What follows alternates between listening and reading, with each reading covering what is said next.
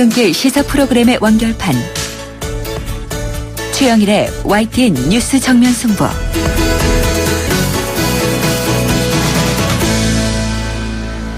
YTN 뉴스 FM 뉴스 정면 승부 2부 시작합니다.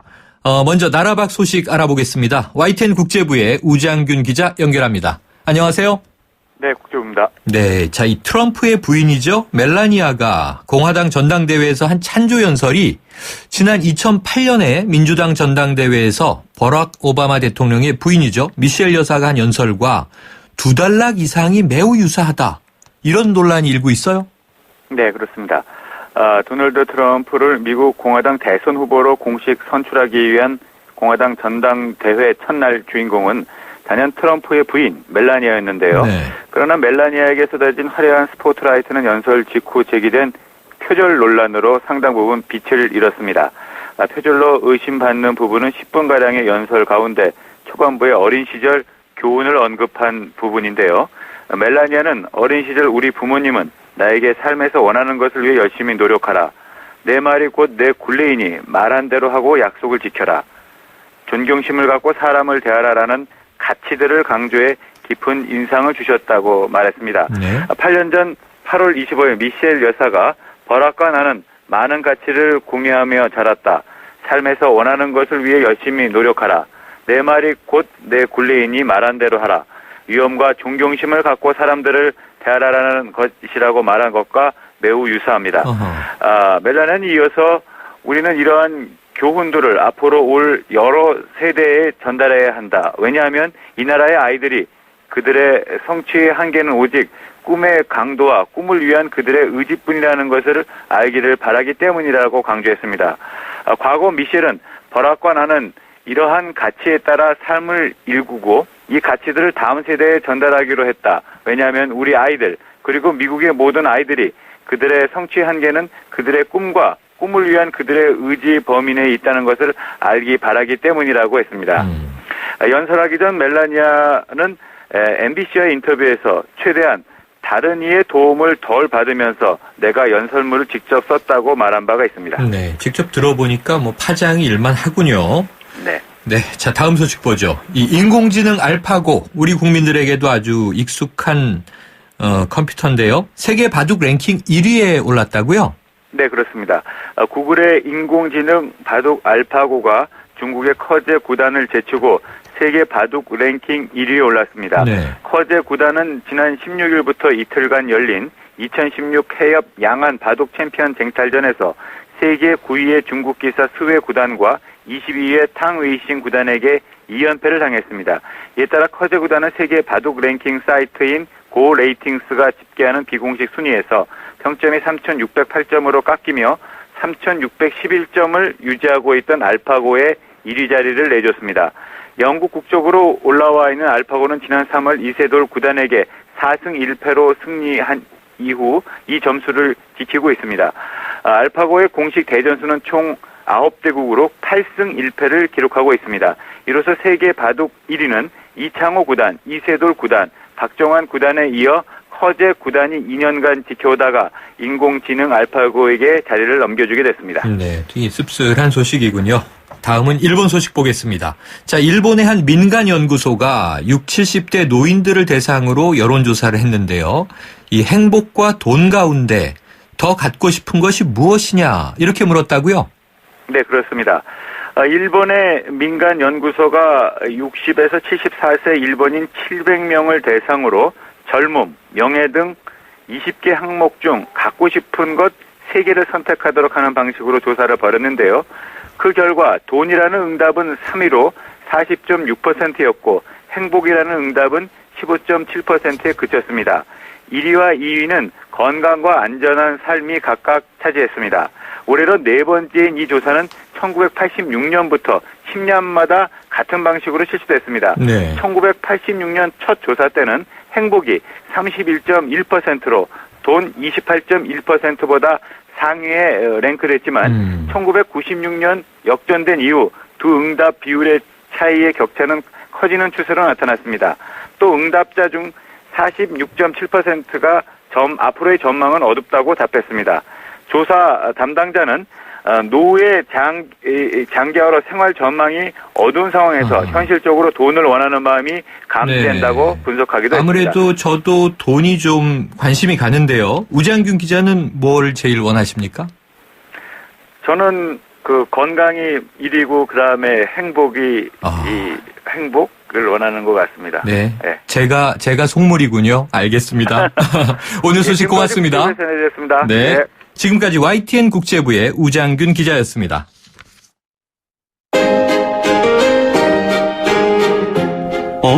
지금 듣고 있는 라디오가 뭐지? 아하, YTN 라디오. FM 94.5MHz YTN 라디오.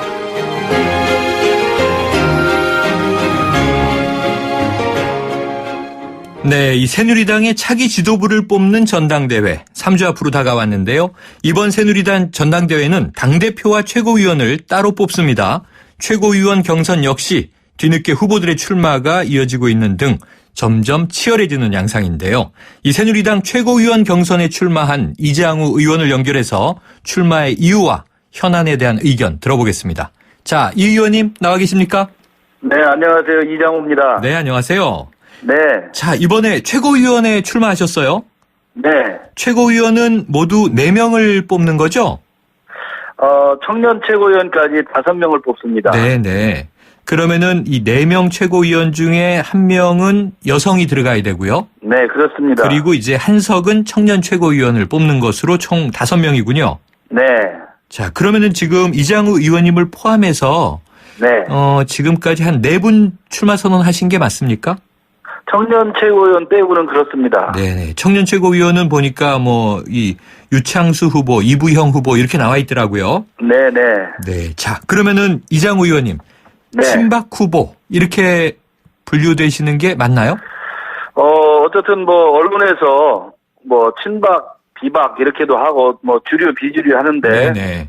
저는 대통령께서 성공적으로 국정을 마무리하기 위해서 당이 제대로 뒷받침해야 된다는 소신이 항상 갖고 있는 사람입니다. 네네. 그래서 때로는 그런 부분이 친박으로 분류를 하게 됩니다. 네. 그러니까 이제 이 친박으로 분류되지만 박근혜 네. 정부의 성공을 위해서 지금 지도부에도 도전을 하신다는 거죠. 그 성공뿐만이 아니고요. 네. 지금 지난 총선에서 패배함으로써 이 당이 굉장히 위기에 처해 있거든요. 네네. 이에 대해서 이 민생을 위해서 헌신한 당으로 완전히 탈바꿈시키는데 앞장서고자 하는 목표가 있고요. 네.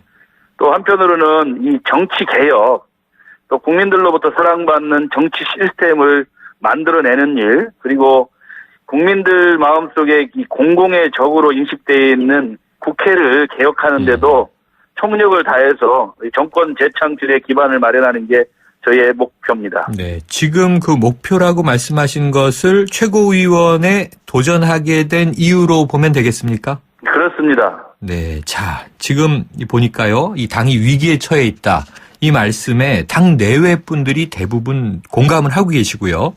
이 네. 변화, 혁신, 쇄신 이런 키워드를 모든 후보가 강조하고 있지 않습니까? 네. 그럼 이 혁신이라고 하는 것이 철저한 자기 반성으로부터 시작된다라고 전제할 때 지금 새누리당이 좀 혁신을 위해서 통렬하게 반성해야 할 대목은 뭘로 보세요? 저는 지난 선거에서 우리 새누리당의 패배가 이 3만으로부터 시작됐다고 봅니다. 네. 교만, 자만, 오만으로부터 네네. 또 민생에 대한 어떤 여러 가지 역할들에 대한 국민의 기대를 제대로 실현하지 못한 것에 대한 국민들의 어떤 심판이 따랐다고 봅니다. 네. 그리고 180석 플러스 알파라는 오만함이 네네. 얻을 수 있다는 오만함이 결국 이런 화를 불렀고요. 또 한편으로는 당내 분열도 그 원인이 있다고 보겠습니다. 네. 그래서 이런 것들로부터 충분하게 반성해가는 과정을 새로운 지도부가 해야 되고 그런 지도부의 일원으로서 당에 희망을 주고 또 국민들께 희망을 주고 한편으로는 희망을 주기 위한 변화를 지도하고 네. 또 국민들이 바라는 정의로운 정치에도 앞장설까 이런 생각을 갖고 있습니다. 네. 지금 교만, 자만, 오만, 삼만에서 비롯됐다. 자, 네. 그럼 지금 말씀하신 이 반성문이라고 하는 관점에서 볼 때요. 이틀 전에 이 총선 백서 공개되지 않았습니까? 네. 이게 서점에서도 이제 판매한다고 들었습니다. 네. 이 지금 말씀하신 반성의 핵심을 좀 담고 있다 이렇게 평가하십니까? 저는 총선 백서를 다 보지는 못했고요. 네네. 저는 이 총선 패배에 대한 백서를 볼 때 여러 가지 논란이 있지 않습니까? 네네. 보는 사람의 각도에 따라 다른데 저는 새누리당 모든 구성 책임이다 이렇게 하는 게 맞다고 보고요. 네. 그 세부적인 항목에서 지난 국회법 관련 유승민 의원 파동이나 또 상호양식 공천이 지구지순한 아주 올바른 가장 좋은 공천 제도라는 프레임, 네네. 또 180석 플러스 알파 3당 체제여서 얻을 수 있다는 오만, 또 공천관리위의 문제, 또 직인을 감춰놓은 직인 파동, 이런 다양한 원인들이 결합돼서 패배했고요. 그런 과정에 모든 포함되어 있는 것이 아까 말씀은 교만하고 자만하고 오만했던 네. 이것을 가장 핵심으로 저는 보고 있습니다. 네. 그런데 이 의원님, 네. 말씀의 원론에는 동의가 되는데요. 네. 하지만 모두의 책임이다 이렇게 이야기를 할 때 결국은 네. 그 책임 소재를 가려내기 어려워지는 건 아닐까요?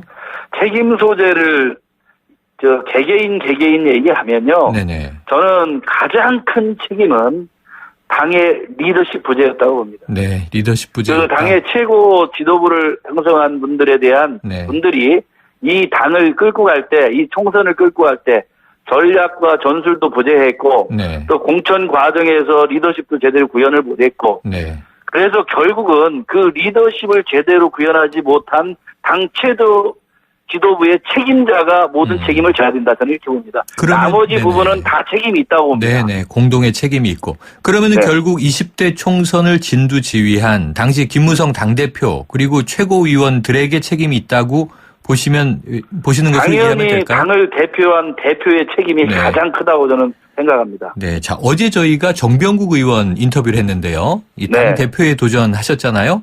네. 그런데 이 총선 백서 문제가 많다. 예. 본인이 당대표가 되면 백서를 다시 재발간하겠다 이런 얘기를 했어요. 네. 어떻게 보십니까? 그건 정병국 의원님의 어떤 여러 가지 의견이 있었을 겁니다만, 네네. 이 다양한 국민들의 의견을 담아서 하는 국민 백서를 다시 만들겠다. 다시 만들듯 그것이 예를 들어서 또 다른 분들의 이견이 있다면 또 다시 만들어야 되는 거 아니겠어요? 네네. 그래서 다시 백서를 만드는 게 중요한 게 아니고 지금과 같은 저 패배의 여러 가지 백서로 안 만들어도 국민들도 다 알고 네. 당원들도 다 압니다. 네네. 그걸 바탕으로 해서 앞으로 새누리당을 어떻게 희망 있는 정당으로 만들고 변화시킬 건지 국민들이 새누리당을 정의로운 정당으로 인식할 수 있게 하는 네. 이런 비전과 목표를 가지고 전당대회에 임해야 되지 어떤 전략적으로 누구를 비난하고 누구의 잘못이라고 하는 것으로 전당대회를 가는 것은 지도자로서 갈 일이 아니라고 봅니다. 네, 알겠습니다. 자, 지금 오늘 좀 뜨거운 현안 여쭤볼게요. 네. 이 어제부터 이 윤상현 그리고 최경환 두 의원의 녹취록이 공개돼서 아주 파장이 큽니다. 네. 결국 이제 친박계가 이 공천을 기획했다. 이 의혹이 증명된 것 아니냐 이런 주장들이 많이 나와요. 어떻게 보십니까? 근데 저도 그거 보고서요. 네네. 근데 그 공천을 못 받으셨더라고요. 그 김성애 의원이요. 해당자. 김성애 전 의원입니까? 네네. 근데 공천을 못 받으셨더라고. 그래서 이 지역구로 옮기고 공천을 못 받으셨더라고요. 네네. 녹취록만 보면은 기획했다 뭐 이렇게 얘기할 수 있는데 네네. 그러면 공천을 받았어야 되거든요. 근데 새누리당이 대부분 경선을 했어요. 그런데 네네. 제가 오늘 국회에서 여러 가지 얘기 들어보면 공천 과정에서 어쨌든 같은 지역구에 서청원 의원님이 계신 지역구에 네네. 같이 출마하려고 하니까 당에서 새로 신설되는 지역구에 갔으면 어떠냐 이런 과정에서 네네. 일부 좀 부적절하게 발언도 있었고 한 건 같습니다. 네네.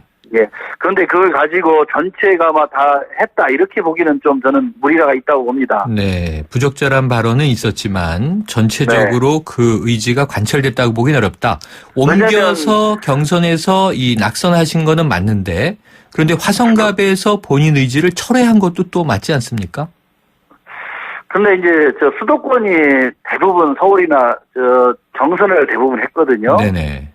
예, 그런 과정이었기 때문에 이것을 경선은 저도 한 2번 경선을 해봤는데요. 네. 이것은 누구 의지로 잘 안 됩니다. 자, 그런데 오로지 이제 본인이 갖고 있는 실력이 네. 있어야 되고 대중적 지지가 있어야 되는 거기 때문에 그렇게 선거에 해결적으로 누가 관여를 했으다 그러면 사실은 저 공천을 받았어야 되는 게 맞다고 네. 봅니다. 그런데 의원님 이제 이 녹취록에서 좀 국민들이 많이 충격을 받은 대목이요.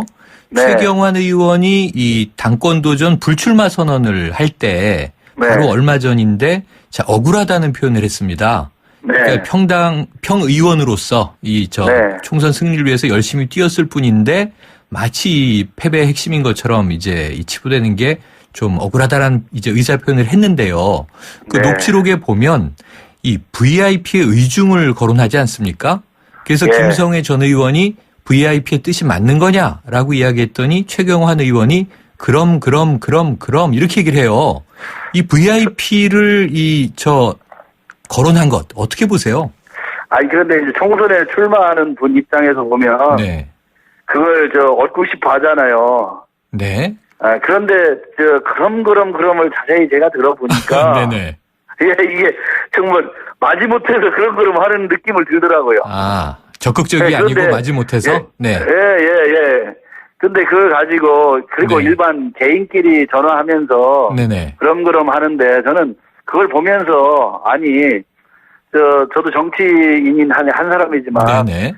국회의원들 사이에서 아니면 개개인에 있는 통화 내용을 다 녹음해서 예를 들어서 다 공개해야 된다. 네. 이게 아마 국가 전체가 휘청거릴 겁니다. 네네. 편한 사이에서 얘기한 사이도 있을 때고 이런한데 근데 이런 대한민국의 전 문화가 이런 녹음해서 폭로하는 문화 네. 나는 이런 부분에서도 상당히 개탄스럽다 이런 생각을 하고 있습니다. 네네. 자, 녹취 폭로에 대해서도 좀 문제가 있다고 지적을 해 주셨는데요.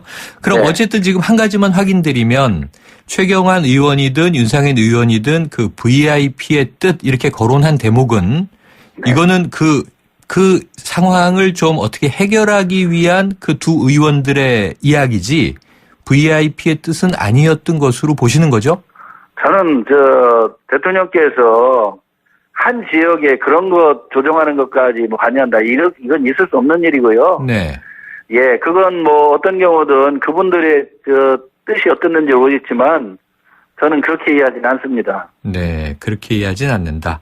네. 자, 그러면은요, 이 윤상현 의원의 발언은요, 이 네. 김성애 전 의원을 이제 형이라고 가깝게 표현은 하는데, 형에 대해 별의별 것 다 갖고 있다. 이게 좀 협박성으로 들릴 순 없습니까? 그렇진 않습니까?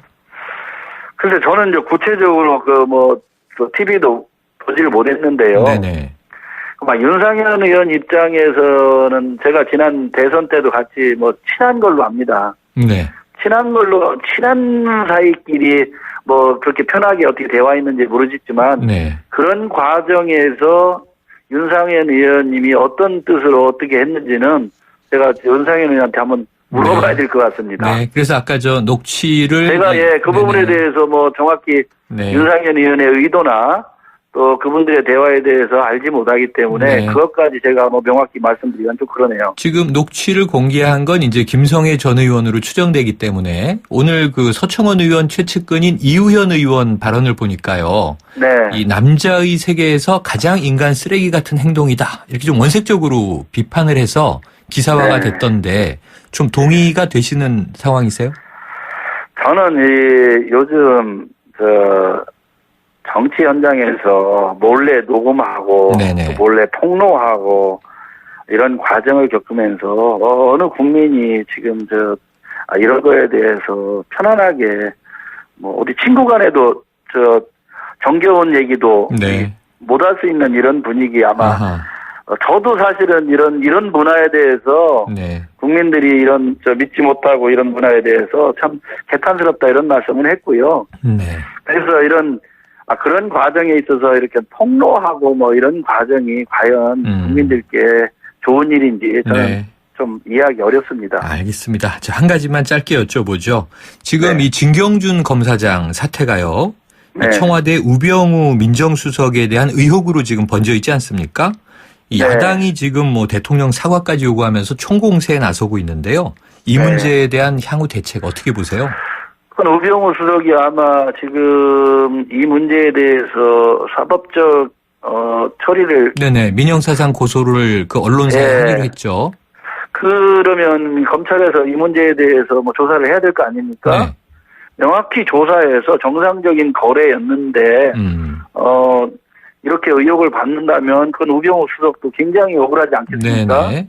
그래서 이 문제는 검찰 조사를 철저히 해서 결과가 나온 이후에 얘기가 돼야 될 것 같습니다. 네. 지금 이제 의혹 제기지 팩트가 확인되지 않았으니까 엄정 수사가 의혹이 필요하다. 네. 사실이 아닌 것도 문제가 있는 것이고요. 그렇죠. 그렇죠. 그러니까 이 의혹이 돼서 검찰 수사가 들어가면 그에 대한 결과가 나오기 때문에 네. 그에 대한 결과를 보고 얘기를 해야 될 문제가 네. 그래서 민형사상 명예훼손으로 이제 고소하는 걸로 알려졌더라고요. 예. 지켜보도록 하죠. 예, 의원님 네. 오늘 말씀 고맙습니다.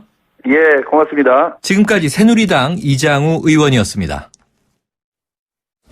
아유, 세 단계 종이 또 걸렸어?